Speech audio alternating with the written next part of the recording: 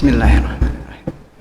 Assalamualaikum warahmatullahi wabarakatuh.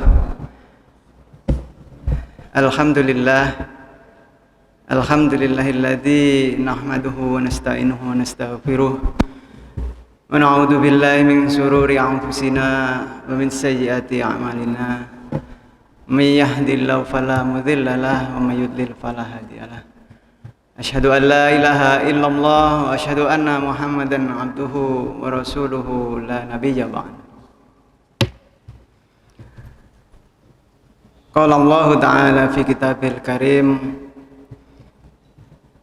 A'udzu billahi minasyaitonir rajim.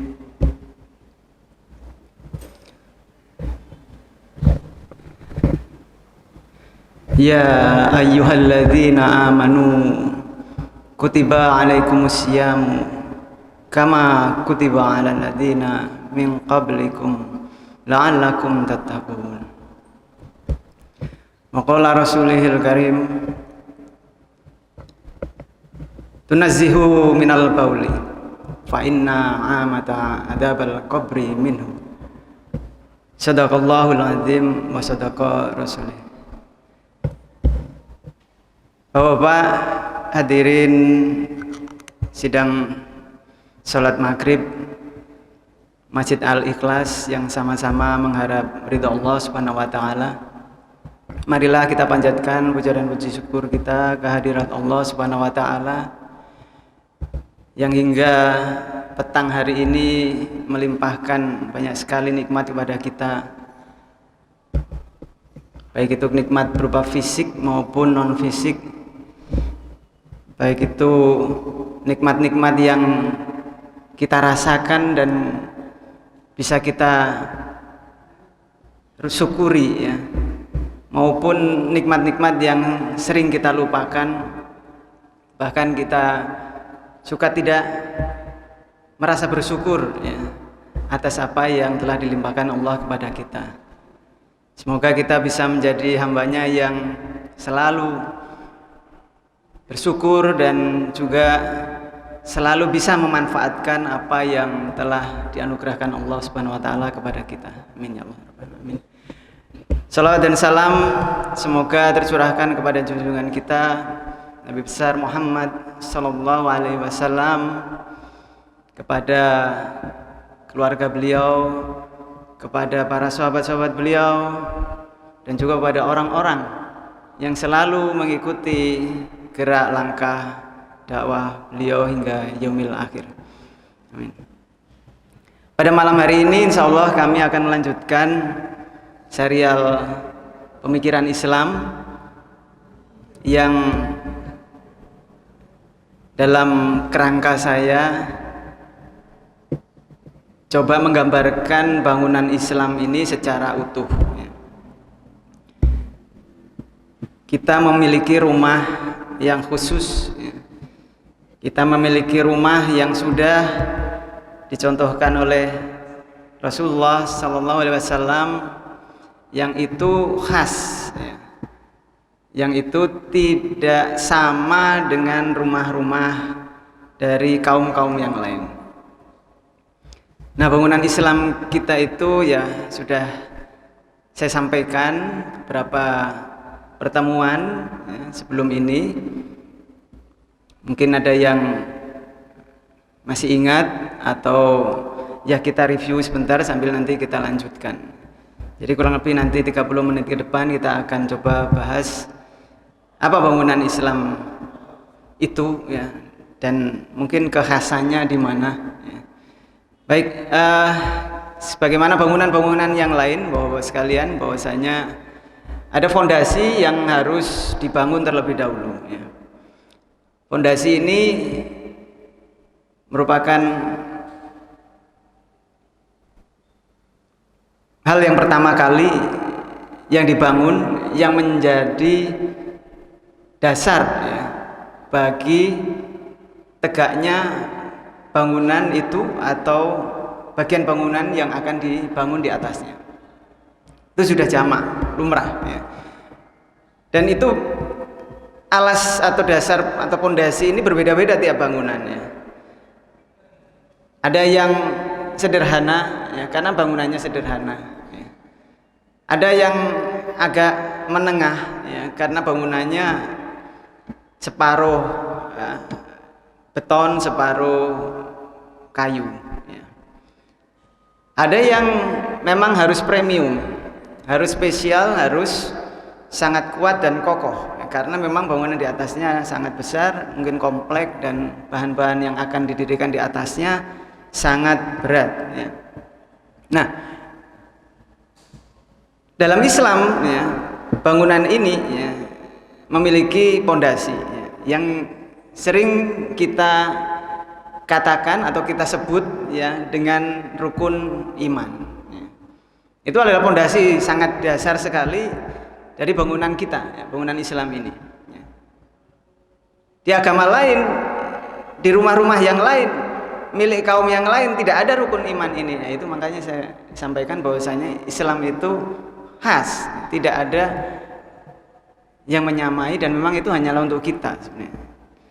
Dan itu sebenarnya bukan untuk orang Islam saja ya, tapi juga untuk umat-umat lain yang mau menerima Islam sebagai bangunan dia, sebagai tempat berlindung dia begitu. Jadi rukun iman ini merupakan esensi ya. Kalau parfum mungkin adalah biangnya ya, biangnya. Jadi bukan hanya 6 itu saja sebenarnya Pak ya. Di dalamnya banyak sekali cabang-cabang yang merupakan keharusan juga untuk kita imani ya. Misalkan iman kepada Allah, banyak sekali cabangnya ya. Kita mengimani sifat-sifat Allah yang wajib ya kan, atau nama-nama Allah beserta makna-maknanya ya. Berikutnya kita mengimani malaikat, bukan sekedar ada malaikat gitu ya, tapi beserta konsekuensi kita mengimani malaikat ya. Ada orang-orang yang hanya menghafal saja Pak nama-nama malaikat ya, tapi ya itu syukur saja ya, kita syukuri. Ada yang juga lupa, sudah lupa ya. Ya. Cuma yang diinginkan di sini adalah malaikat beserta tugasnya, kemudian konsekuensinya untuk kita ya, itu apa gitu ya. Kalau tidak seperti itu ya ibaratnya seperti kasarnya ya, ada polisi ya, ya sudah kita ingat nama-nama polisi ya di polsek di Kerembangan sini misalkan ya, ya. Tapi nggak ngerti gitu tugas-tugasnya gitu. Tahu-tahu di jalan, loh kok saya disemprit Pak gitu ya. Loh saya kok tahu-tahu dibikinkan surat panggilan misalkan. Nah seperti itu kan kita berarti tidak ngerti tugas polisi. Demikian juga dengan malaikat ya. Kemudian kitab ya, kitab-kitab suci ya, apa yang kita imani ya dari kitab-kitab itu dan seterusnya. Insya Allah itu adalah bangunan ya, sebagai review saja. Dan hingga terakhir ya, qadha dan yang baik dan buruk itu dari Allah Subhanahu wa Ta'ala. Baik Bapak-Bapak sekalian, nah kemarin juga sudah saya jelaskan beberapa hal yang berkaitan dengan dasar-dasar ini ya. Bahwasanya kalau tinjauannya sekedar rukun iman saja ya, insya Allah anak SD juga tahu Pak ya. Tapi kita sebagai orang yang ingin selalu meningkatkan nilai kita ya, selalu ingin naik tingkat begitulah ya dalam pandangan Islam ya, kita tentu saja ingin tahu sebenarnya dasar apa sebenarnya yang membuat Islam itu eksis ya, ada di muka bumi ini sampai 1400 tahun lebih ya. Karena ajaran-ajaran lain atau katakanlah bangunan-bangunan lain ada yang tidak bisa bertahan sampai selama itu ya. Nah kemarin saya sebutkan bahwasanya itu adalah karena Islam ini ya, itu merupakan pemikiran yang ideologis ya. Pemikiran-pemikiran yang tidak sekedar himbauan moral ya. Tidak sekedar dogma ya. Tapi Islam itu adalah pemikiran yang mendasar, kemudian di atasnya itu ada tuntutan-tuntutan bagi kita untuk melakukan sesuatu. Itu intinya.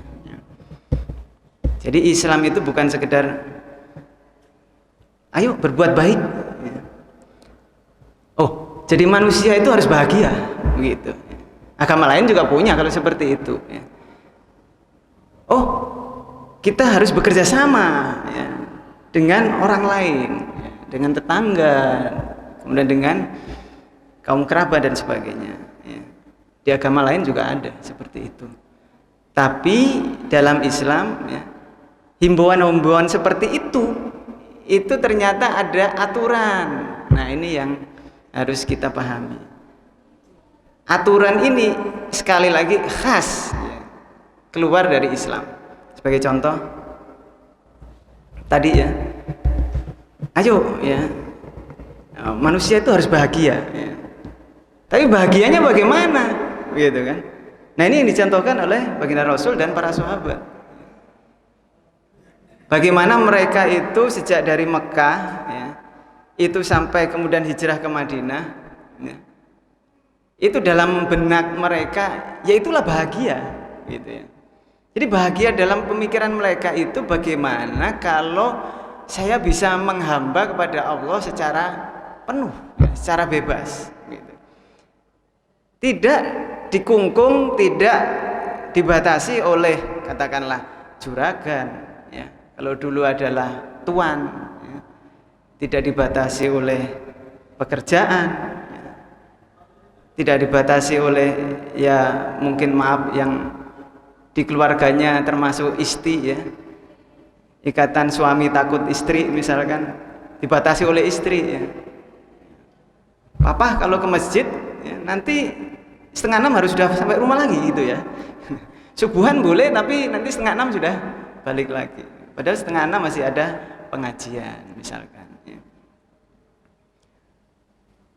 Atau yang lainnya. Jadi penghambaan kepada Allah ini itu yang membuat mereka bahagia. Kemudian ada misalkan kita harus bekerja sama dengan orang lain supaya terjadi hubungan yang baik gitu ya. Nah, kalau dalam Islam ini juga diatur gitu. Hubungan baik hubungan bagaimana yang disebut baik itu ya. Hubungan mana yang disebut baik? Apakah menyiapkan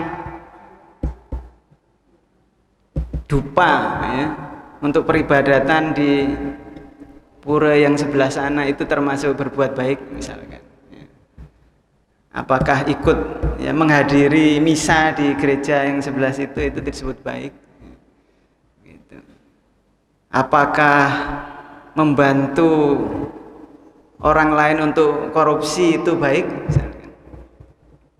Islam punya cara yang khas, aturan. Nah, aturan-aturan inilah yang digunakan untuk melaksanakan pondasi tadi. Gitu. Ketika kita diperintahkan untuk beriman, sebenarnya belum diperintahkan Beriman itu sudah dari dalam, gitu ya. Pengakuan kita. Ternyata pengakuan kita membutuhkan sesuatu yang harus diungkapkan, baik lisan maupun perbuatan. Kalau misalkan iman sekedar di dalam dada saja, tidak kemudian diwujudkan dalam perkataan maupun perbuatan sebagai bentuk keimanan kita, sama dengan pelajaran tentang eling, Pak ya. Pelajaran tentang hanya mengingat saja, begitu ya. Sehari-hari tetap saja, begitu ya. Pakai peraturan-peraturan dari luar, bukan dari yang harus kita imani tadi. Gitu. Jadi perintah iman kepada Allah itu ada konsekuensi, Pak. Yaitu apa yang diperintahkan Allah kita kerjakan, gitu. Yang dilarang oleh Allah kita tinggalkan, gitu. Andaipun kita tidak bisa melaksanakan, ya sudah, memang kita tidak mampu atau belum istitoah, belum mampu, belum. Tapi tidak menentang itu, tidak menentang itu, itu. Jadi dalam hal ini kita punya yang namanya ideologi, Pak. Ideologi inilah yang menjaga Islam ini, ya, katakanlah dalam pandangan zahir kita, ya, dalam pandangan kita itu sampai 1400 tahun lebih. Bagaimana Islam itu dari masa Rasul SAW, ya, ketika menghimbau para sahabat, ya, untuk bersatu, katakanlah, ya, di Mekah pada waktu itu, ya, itu belum sampai kepada kita, Pak, ya. Bagaimana sih cara mereka sholat, ya, bagaimana cara mereka puasa, ya. Tapi yang ditekankan adalah bagaimana membentuk fondasi masyarakat yang nantinya akan didirikan di atasnya. Ini, ya. Sampai kemudian bangunan itu utuh, ya, disempurnakan terus, ya, kemudian berlanjut, ya, sampai ketika runtuh, ya, di tahun 1924. Jadi ketika itu Al-Quran, Al-Hadis, ya, kemudian tidak menjadi landasan lagi, gitu, ya.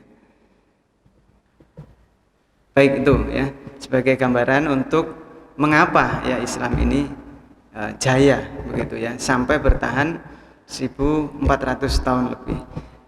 Nah, Bapak sekalian, malam ini kita coba untuk membahas, ya, apa sih sebenarnya peraturan, ya, peraturan dalam Islam.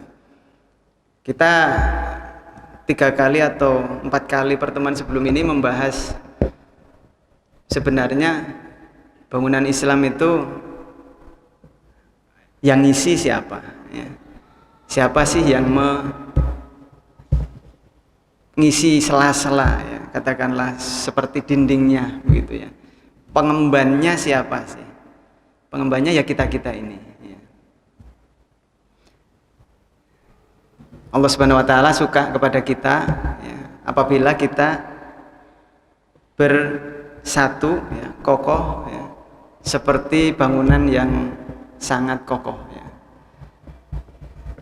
Sesungguhnya Allah Subhanahu wa taala, ya, innallaha yuhibbul ladzina yuqatilu fi sabilillahi safwan ka'annahum bunyanun marsus. Sesungguhnya Allah Subhanahu wa taala menyukai orang-orang yang berperang di jalannya berbaris-baris, ya, ada saf-safnya, seakan bangunan yang kokoh. Nah, kemudian saya sampaikan kemarin itu perekatnya apa? Kalau yang namanya batu bata, kita sebagai batu bata, ya, pengemban dari bangunan Islam ini, yaitu perekatnya ada 3, yaitu adanya pemikiran yang sama, kemudian perasaan yang sama, dan yang ketiga aturan yang sama, ya. Itu yang menjadi perekat kita.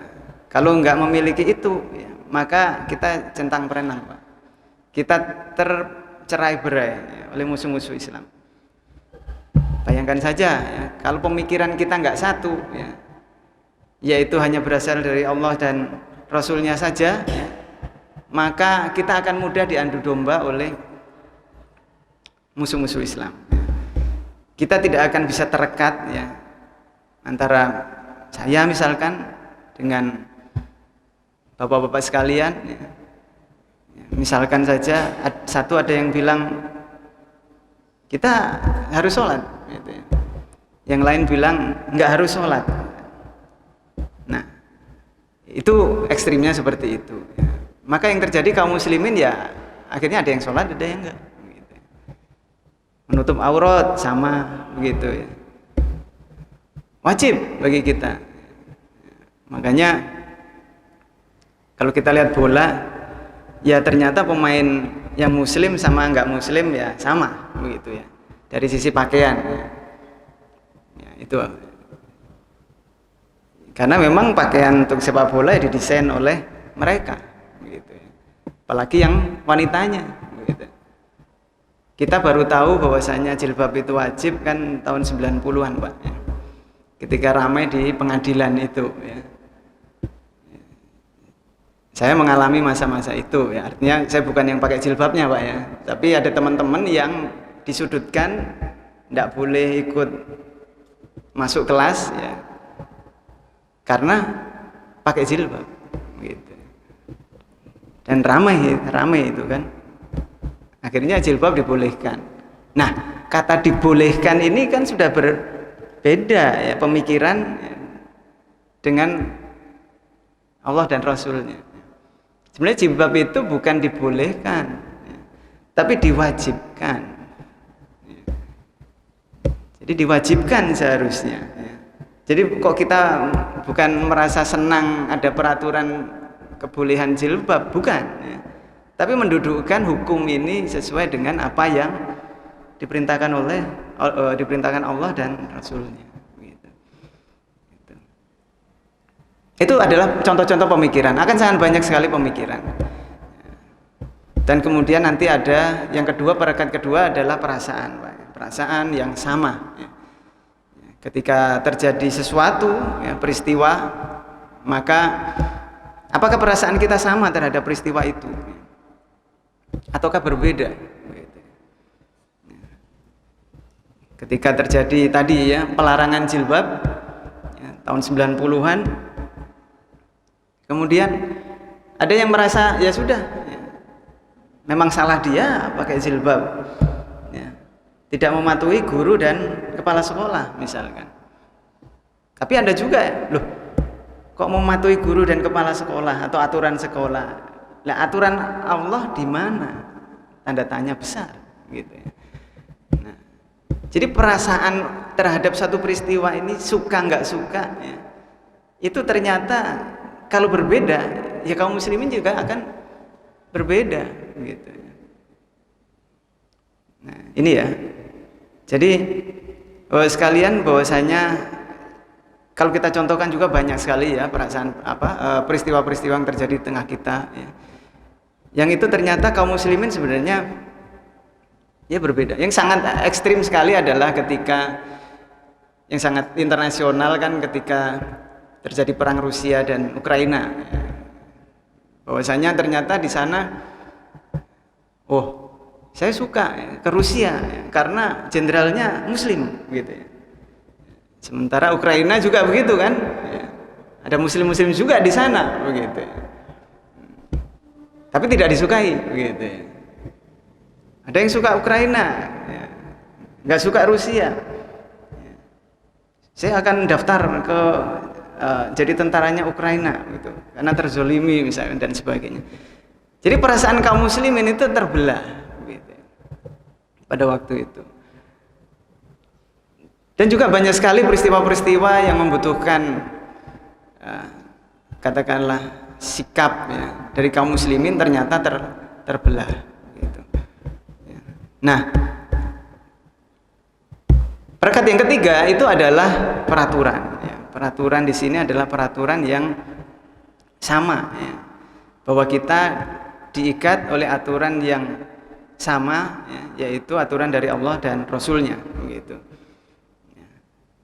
Contoh untuk beribadah kita, begitu, ya. Dan selain untuk beribadah, ya. Ketika diikat oleh aturan yang tidak sama, sekali lagi kaum muslimin juga akan tercerai-berai. Bata itu tidak akan bisa melekat dengan sempurna. Contoh mudahnya adalah kalau Allah sudah mengharamkan riba, ya kan? Ketika Allah sudah mengharamkan riba, riba itu apa sih, Pak? Riba itu adalah tambahan yang dinyatakan di awal harus diserahkan oleh orang yang minjam uang, begitu. Janji, begitu ya, saya akan menambahkan sesuatu ya, kepada barang atau uang yang dipinjam. Itu adalah riba. Nah, ini kan kaum muslimin memiliki dua peraturan di sini ya. Allah dan Rasulnya itu sudah melarang riba. Peraturan di negeri-negeri yang ditinggali kaum muslimin, mau di Indonesia, dimanapun, itu juga masih membolehkan riba. Bahkan tercantum di undang-undang maupun peraturan-peraturan negara lainnya. Begitu. Nah, kalau sudah seperti ini ya kaum muslimin sekali lagi ya nggak memiliki kesatuan, begitu. Ya, seperti itu ya, ada aturan. Nah, kalau dalam Islam ya sebenarnya ya satu saja gitu ya. Apa yang dilarang oleh Allah dan Rasulnya ya sudah, itu tidak bisa dilaksanakan gitu kan. Gitu. Tinggal nanti teknisnya bagaimana begitu kan. Kemudian cara-cara ya, untuk menyikapi itu bagaimana gitu. Itu yang bisa mungkin saja berbeda ya. Sebagaimana ibadah ya. Ibadah sholat bisa jadi sama, itu menjadi kewajiban bagi kita ya, yang dilegalkan oleh negara gitu ya. Misalkan sholat Jumat wajib ya bagi kaum muslimin ya, laki-laki misalkan. Jadi mungkin nanti ada peraturan tambahan teknis di jalan gimana kalau masih ada yang naik kendaraan ya. Mungkin diatur ya, diarahkan ke masjid yang terdekat. Misalkan lagi jalan di Perak Barat ya diarahkan untuk ke Mujahidin misalkan, atau ke Al-Ikhlas, dibelokkan ya. Atau dibikin di perempatan-perempatan jalan itu ya, speaker yang keras yang menghimbau untuk sholat Jumat misalkan, seperti itu. Tapi bahwa peraturan untuk sholat Jumat itu wajib, itu sudah diundangkan gitu ya. Insya Allah itu akan sama gitu ya. Tidak ada laki-laki muslim yang aduh aku harus ngirim barang misalkan, aku harus ngejar setoran misalkan, dan lain sebagainya gitu.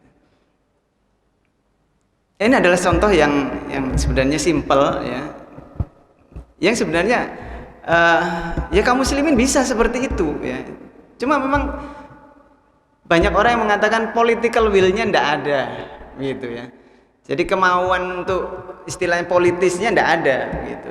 Karena memang ya ada juga teman yang bilang bahwasanya karena nggak ada duitnya Pak. Menyuruh orang sholat Jumat itu bayari polisi berapa? Nggak ada uangnya gitu yang masuk ya untuk itu. Beda kalau untuk mengurus haji ya. Kemudian mengurus zakat ya, infak, sampai dibikinkan 2 badan ya untuk zakat infak, ada lazis, ada bazis ya. Berbondong-bondong orang untuk mengurus masalah keuangan Islam ya. Umroh, haji ya. Sampai uangnya dibentuk dalam bentuk sertifikat ya, berharga atau sukuk dan lain sebagainya untuk diputar lagi. Padahal itu tabungan ya. Baik, ini adalah berkaitan dengan political will ya. Insya Allah dengan political will yang Islami itu nanti kaum muslimin itu akan rekat ya. Sebagaimana di masa Rasul dan para sahabat dulu ya. Ketika diperintahkan untuk jihad ya sudah ya berangkat begitu ya, dipersiapkan segala fasilitas ya. Kemudian di segala sarana prasarana dan sebagainya begitu. Ketika diperintahkan untuk bayar zakat ya bayar zakat begitu ya. Kemudian diperintahkan juga untuk sholat ya orang berbondong-bondong ke Masjid Rasul. Nah itu ya, seperti itu. Nah, bagaimana bisa itu semua terjadi ya, atau ingin kita jadikan lagi yang seperti itu ya. Jadi bangunan Islam itu ya akhirnya kita pahami itu bangunan yang sangat kompleks Pak. Makanya pondasinya juga sangat kuat ya. Rasul membangun pondasi itu sampai 13 tahun ya, di Mekah ya. Itu hanya untuk meyakinkan rukun iman itu tadi loh Pak ya. Rukun iman yang 6 itu loh ya. Dengan segala benturan ya, tantangan ya, hambatan, gangguan ya, dari orang-orang Quraisy ya. Makanya kita sekarang juga demikian seharusnya pada anak-anak kita ya, kepada keluarga kita ya. Nggak bosan-bosan begitu ya, jangan sampai lepas begitu ya. Kepada kalau di sini kepada remaja masjid ya, itu selalu kita ingatkan begitu ya. Itu masa-masa yang rawan ya. Banyak yang sudah pindah agama ya, atau kemudian tidak menghormati Islam lagi katakanlah ya, meskipun masih Islam ya, tapi sudah nggak hormat lagi ke Islam gara-gara ya lingkungan ya, gara-gara pekerjaan ya, gara-gara peraturan yang tidak Islami tadi dan sebagainya ya. Saya baru dapat info ya, ada seorang yang namanya Muhammad, Pak. Ya. Pak, nanti Pak Tatas nanti ada orang yang namanya Muhammad begitu ya. Tapi maaf, agamanya non, Pak. Begitu ya. Loh, kok bisa, Pak? Karena ikut istrinya. Nanti Bapak manggilnya bukan jangan yang Muhammadnya, Pak ya. Gitu. Nama yang belakangnya saja gitu. Jadi yang seperti itu ya, sering ya, banyak terjadi di kalangan kita ya, karena pondasinya nggak utuh. Apalagi pondasi untuk masyarakat kita ya, pondasi untuk negara ini ya. Jadi ketika pondasi ini kuat ya, sebagaimana Rasul 13 tahun ya di Mekah, itu ketika diajak untuk melangkah lebih jauh ya, yaitu misalkan hijrah ya, untuk awalnya itu alhamdulillah mudah gitu. Yang terjadi pada waktu itu mudah ya. Sahabat dengan biaya sendiri gitu ya, ada yang jalan kaki, ada yang naik onta, berjalan pindah tempat sejauh 450 km, Pak ya. Itu untuk menjaga agamanya gitu. Dan mereka juga tahu ya konsekuensi dari kepindahan itu ya. Yaitu bahwasanya mereka bisa dikejar-kejar, mereka bisa saja tidak sampai ke Madinah ya. Bisa saja mereka itu di jalan sudah ya menemui ajal, atau bahkan di tempat yang baru masih belum jelas ya, saya harus apa gitu ya, tinggal di mana dan sebagainya. Tapi mereka itu karena tuntutan akidah itu ya, maka mereka rela untuk berjalan seperti itu. Dan Rasul juga kisahnya sangat heroik sekali ya, ketika hijrahnya itu, ketika harus jalan memutar begitu ya. Kalau dari petanya itu ternyata memutar ya, sebagai taktik untuk menghindari orang-orang Quraisy ya. Itu juga sudah menjadi epic sendiri itu ya. Nggak ada, itu kita ya kalau jalan ke Jakarta begitu ya, ya sudah jalur Pantura saja begitu ya, lewat tol ke Gresik, Bunder, Lamongan terus saja begitu ya. Tapi kalau memang untuk menghindari musuh pasti akan lewat selatan gitu ya, mungkin lewat Mojokerto, naik lagi ke utara dan seterusnya. Nah Rasul hijrahnya juga demikian ya, ketika menghindari musuh gitu, kejar musuh. Nah ketika di Madinah inilah ya mulailah bangunan Islam itu ditata ya. Tiang-tiangnya mulai didirikan, ibaratnya seperti itu ya. Peraturan sholat ya. Sholatu imaduddin ya.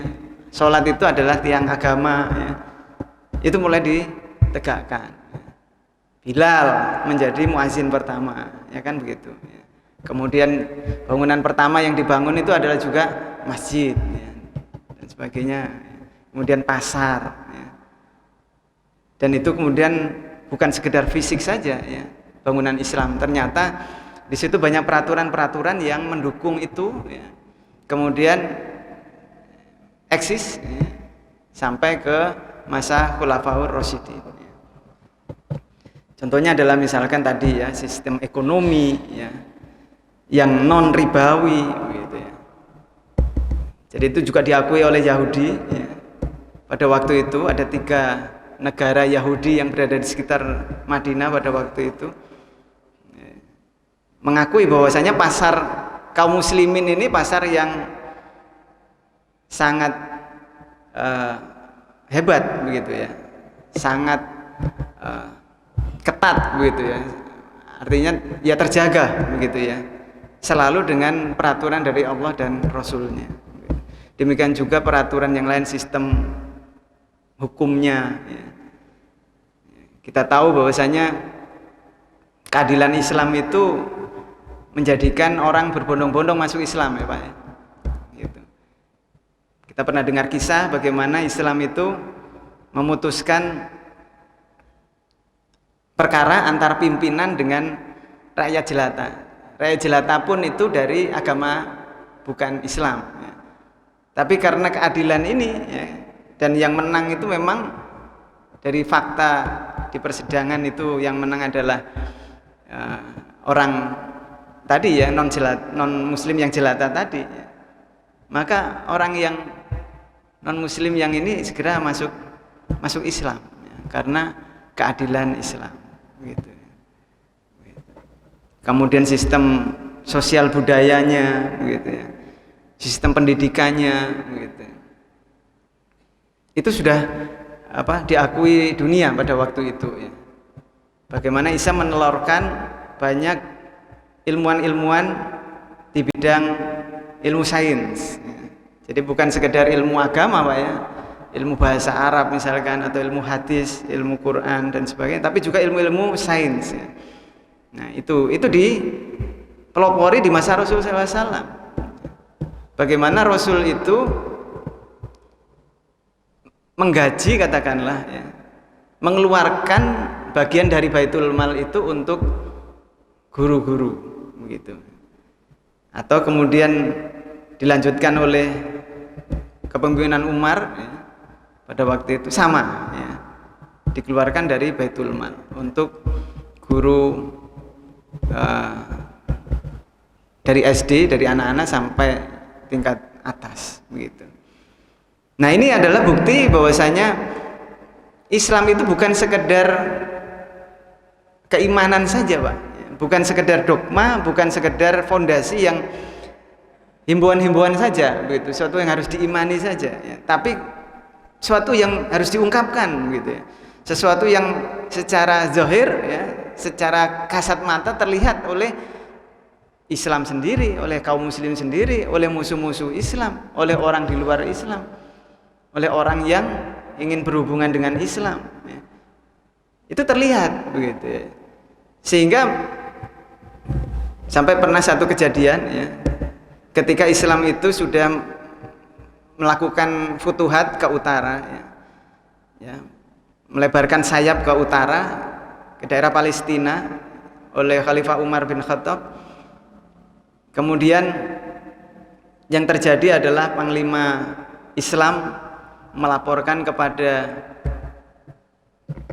rabbi atau katakanlah pendeta-pendeta di sana bahwasanya maaf, kami tidak bisa melindungi tanah ini dari gempuran dari utara, gempuran Romawi pada waktu itu. Yang terjadi adalah jenderal kaum muslimin ini bermaksud menyerahkan kembali kunci, bermaksud mengembalikan lagi jizyah ya, katakanlah. Jizyah itu adalah uang keamanan yang diambil ya, untuk menjaga wilayah itu ya. Tapi kemudian para pendeta di sana mengatakan tidak perlu dikembalikan jizyah itu, kita atau kami ikut berperang bersama kalian gitu. Terjadi ada seperti itu. Jadi karena memang sangat jelas ya, bahwasanya ya Islam itu kalau nggak bisa melindungi kaum yang lain ya, itu seperti tadi dikembalikan ya, hak mereka atau sesuatu yang kewajiban yang harus diserahkan kepada mereka gitu.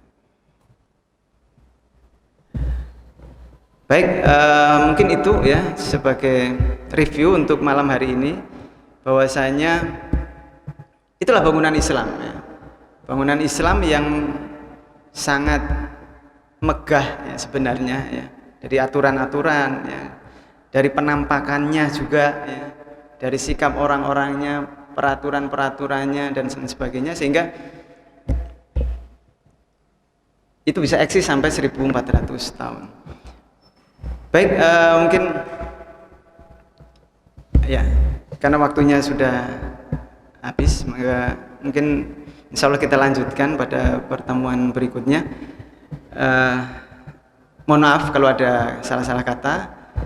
Billahi taufiq wal hidayah. Assalamualaikum warahmatullahi wabarakatuh.